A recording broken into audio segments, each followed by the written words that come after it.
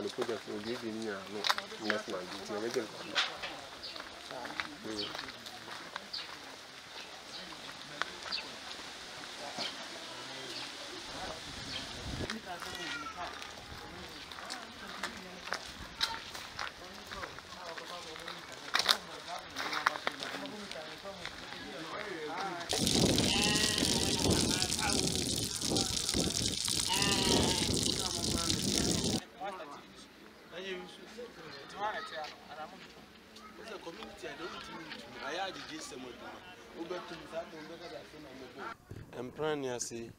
Empraniasi nehi military area. Military area me contain 6 communities. So the cottage in the 10 communities. Empraniasi military area. Because Empraniasi mbeye assembly my 1 year ni me ma ho menye project ya atro na wodi. Me buy and me frame committee for ni nyina wo klobia so say year we project be na ye pese ye. Empraniasi for ka chense omo hospital equipment. Hospital equipment. Me the hospital equipment me the akoma homo. On say mikro ni doso. Enti mintimi mfa ne ma ne nyina nko Empraniasi nko a. E wase me chema kro no bi enye bi kakra bi kro wase me chema obi enye bi. Empraniasi de am de to manim ye hospital equipment. And na secondary ne meter so ye problem meter na nsema ma bo meter na nke cost almost 200 but me for 400 me for 40 cedis miami own na me pay to me mo 260 each bia instead of 200 will be 260 ye na me take 400 and also pan one street bulb me the company ase na ye mbedi assembly man no me buy ya na coverage no start ye enti government no me nya bibia en free government ho adi bia project bia me ye ne community bia mu no me communities no so no corporate social responsibility say community ne bia na obi ba be ye adwuma bi obi ba be tu anwea obi ba be twa pempolo obi ba be ye mining na waji corporate social responsibility na de ye adwuma Empraniasi me be ye assembly mine na mining koso me ko kan ho asem me bakra committee for no omo nkyere mi mpo omo nkyere me say mining koso enso wa ya said say ngetimi ko yire miners for no na yetimi gibibi de be ye kuro no okọ akroma for no na ye adwuma nti omo nkyere wo say ho ni pass me so kwa na akoye problem last me ko ma me bufui me ko na omo ye adwuma me invite miners for ni nyina say omo mra fie omo mra na me share na ho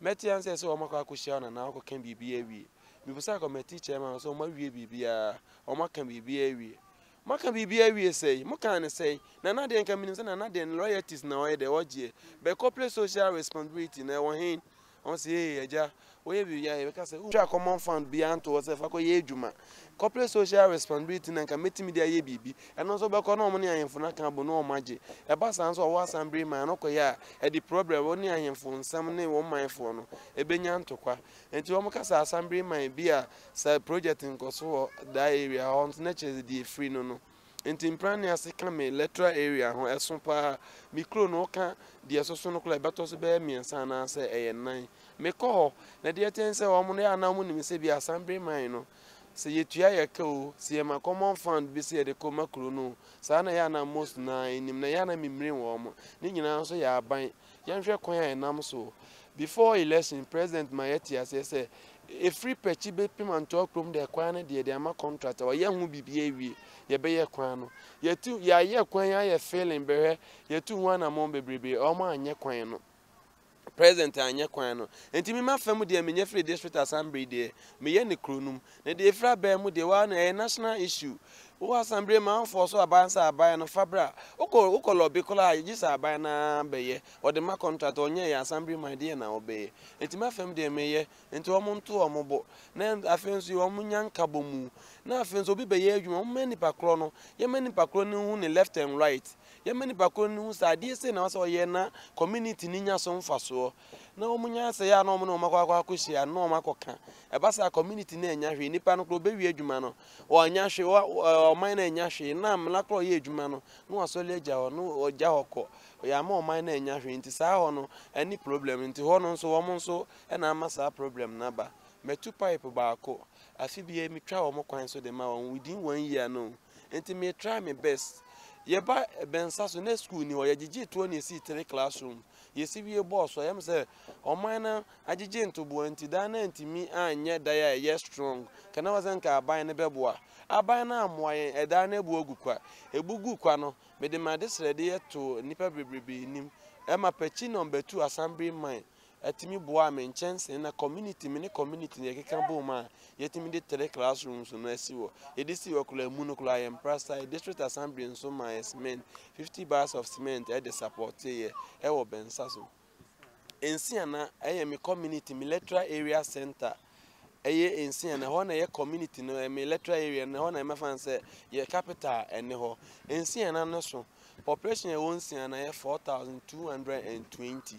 wasenka ensiana na nko anya na assembly mine eya na the assembly mine na the kro no nyina ba beka ho ensiana busa say nipa 420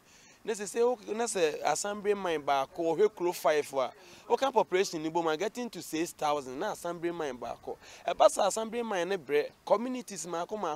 6 community wo the cottage ne kan ho a 10 communities assembly mine ne bre ensiana enam say mine wonsiana nti mine wonsiana anti corporate social responsibility no etimia for so ama toilet WC 12 seater no maye mako tele ba ku bia contain 12 seater ye WC fraction toilet America say dey OKJT say me obi wonsia na ya ending of this month maybe anu ensia na kronum eno nso pa mechanic boreholes mako 4 mechanic borehole mako 4 no ba ko ye solar one. Yes, a bus ye doom light here, a riano to me, ma, say yetiminya ensuo. The Akenya a mechanic one, ya, I use electricity. Mobile answer me the mafas when you are Mamuna Mohun. There's also tossed to be a market center. Market center and it's going on, but it's uncompleted. Yeah, funny, Dikaya one side, near pushy or Mako go. Na ya other side, boo with the whole evening and yet to me, I market center. No, there's also tossed to be a electricity problem. Since 25 years near light by a near extension that until light in community na ye kese until light no so anwode no so esua se se me pe transformer den de ma train krata akwa be ma kwa and se se me guso ama se community na etimi akoto light post 100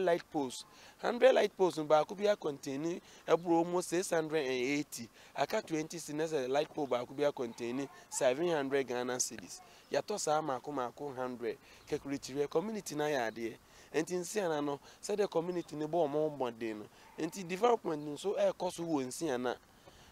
cost wo nsiana na the problems corporate social responsibility no mintimi nsiana de enkoye plan ni ase sanse sika every krona mu no wo de ye krono mu adwuma enti wontimi nsiana de enkoye plan ni ase sa na wontimi plan ni ase so de emeye nsiana enti na mo ba na mo busa se adentina project na ekoso wonsi ananko ano me ya assembly mine I was say 5 communities ni na was say 6 communities na was say project koso but the atien say corporate social responsibility no mintimi mfansi na de enkoye empraniase sanso na mintimi mfan empraniase de enye de enkoye nsiana na de atien say ahemfo no boa ene committee fo no boa wonsi ana say obi be ye adwuma omokotwe nipa kro ne ba ema asede e waso ye na yitimi yire neje e de ye development ma community be empraniase de mi hu bisa obeko no mo ye adwuma okoya na akoye nsem bebrebe entine de ono na nsi ana anso ankasa ne se ya meka say emse Ghana we so ye national issue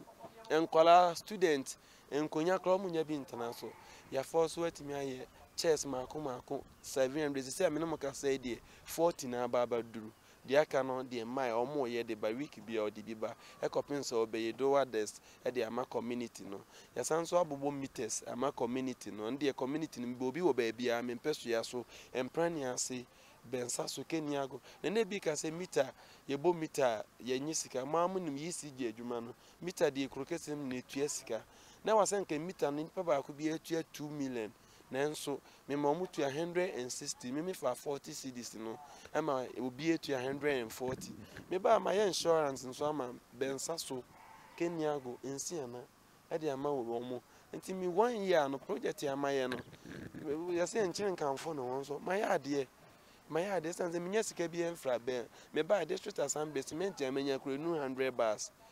that is a year menya wa district assembly tina mubusa de na sa na tie sa ban no amanse wese no o fire said like say amanse wese no ye to abo yan waye wanye o ye beto de amano last 2 weeks na me wa adwempa FM yenhwe Amansie West sa Amansie West pa nke district kula nke kwan nyen kula no na nke nye district capital de nke ye kwan de wase nke ye den ke ye akwan no be yenhwe Amansie West yenhwe ensiana efri ensiana kwan offense na kwan so akọ mosia so akọ abrensi esuo ni papa wanhwe a wo besu ni suo sanse ekwan no nye ekwan no govern the ama contract President Ekufuado Amiati says Amansie West ye 90 kilometers of roads ya wasan ka aban ye dey eye de mayen busa won say 90 kilometers no 1 kilometer kra aban na anya amayen for that 4 years yo ye musa se kwan no kra wan ye de man no ye de kwan no ya mfa mo bia se party chairman MPP chairman wuntumi ensi ana kwan no aban ne de ama chairman wuntumi efiri nsi ana kopem nka awie chairman wuntumi ye kwan no carpet na oye kura no enka chairman wuntumi nka on fele carpet no chairman wuntumi an fele carpet no o mindful na board de koso ana tie gu carpet no ho edi ye aka itimi faso ne busa ho se kwan nti nipa mfa so enti wa wo ye party chairman yanka wo obi anya nka abeka no wo ne de contract ama wa contract wa ye ni sei ne sabre mpokura mpo no wo fa Ghana ha ba bia ekwan bi de ama contract bia no contractor no wo so ye adwuma busa se ye kwan contractor no wo so ye adwuma na enti se me maka last me kan se Amansie West no ye beka bo ye demonstration kese ye pa ne ama aban na te ase se ye last vote a wanya ani esansa aban na Amansie West no onu aban na enum aba betu na enum tuo before election say Amansie West kwan no ye beye o ya me minister of laws abeka te so na just Amansie West de ye beka te so da na ye ja hokọ enti MPP aban no ye hwe Ashanti region baby ye mining area pa ye to abapa ye Amansie West and a district pa so pa wa Ashanti region Amansie West to be 3 na say 4 ya ye to abanya almost 70,000 to 80,000 at the ma president both Amansie West and Amansie South upon all this ni nyina aban omuyen just Amansie West mi hu fa so aban no mi hu di aban no ye ma Amansie West for MPP aban nim say ye ya anye ye beto di ama na ye musa say the whole Ashanti region he fa pa na timi ma resources tell Amansie West yenhwe Amansie West no metimi aka say ye resources for ye de ma aban no ye wo gold wa Amansie West Asanko mining government dia ye wo cocoa ye wo coffee ye wo timber upon all these resources are government taking from Amansie West no we get nothing enti aban no man animla Amansie West just Amansie West no ye free onim say Amansie West ni de ye ya nyo aban no ombeto di aman and Amansie West say ye big mistake because they are holding opposition party MPP since 1992 constitution enti ya hold sa party ni sa man say aban no enu say ye dey Amansie West beto di aman MPP enti ya kwan de enye kula ye musa president Ekufuado buy me fan say ni 5 years no kono president mejanka so otimi ye 1 kilometer of road kula de Amansie West for wa nye bi amayen ede na president betimi die so say Amansie West or ye de Amansie West for the 5 years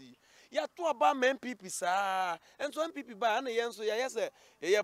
political leaders or district no enti yenka assembly members no ye 50 e move 45 ye MPP for enti yenka sa aban so ye o so anyo ni ete ho sa me de me MPP ni ba me de meka na say radio station amiko nyina meka sa me de me meka wo hwe kwantantan ye nam so wo de unu ekohwe agruesum hospital kese pa what district mo ye hospital kese pa papa so obi yale da emergency wo din bedru agruesum obewu esan say ekwan ne nye ekwan a enu 4 km nka government kura nko so onye ekwan nka government kura hu ye mobonye sa akwan ne mfa me government anye onye kwan ne man enti president me mana so ate say ye enche ye beka bo ye demonstration kakraka ama aban na otwukure bedi won demonstration say kwan na onye no na chairman untumi so ye da na se so age ye kwan aye ne saade amaye esan sa nka chairman untumi de nka Amansie West kura de se nka onye kwan na nka nya Amansie West esan sa Amansie West resources so ofefre Amansie West no oya mining companies wa bebrebe wa Amansie West enso untumi upon all these resources so pick it from Amansie West no untumi wa anye hwe enti ye de Amansie West ya kwan ne de enye Amansie West enye kula enye yes party ma ye MPP for ye nka ye MPP for ye nka ya kwan ne de enye me maka se every ensiana eko mosia se nsia na no se nsia na se next election na sa aban ni nim empokura se ye population census kra ya ma ne nkoso won nsia na san se kwan na enya no sa aban na ma ye kwan no nipa de wuti ba be kan nipa se ye be kan nipa hu the total number of people or community ni na etimi ato aba de ama aban no na wo de aye obibi akwan ni de kwan na fo na nso de hia masa sa wote ya ahwa abesu ni suo aha de tu kwan aye moto edi enti na moto nkwan na edi tu kwan esan se ensuo to a ka ne kura ntimi ma ka ne ntimi ma so fro ka se wo kokuma se a ti so sha atale mienu udu kwan ma na wawolo na aka baako ubedu na wutirim mfuturo papa wa ahwe a wo kohia wadan mfuturo beka sebi wo fule kura se na eba na wo party chairman ye de kwan ma se bla be ye kwan no waje kwan to 4 years me ka asem bia kire mu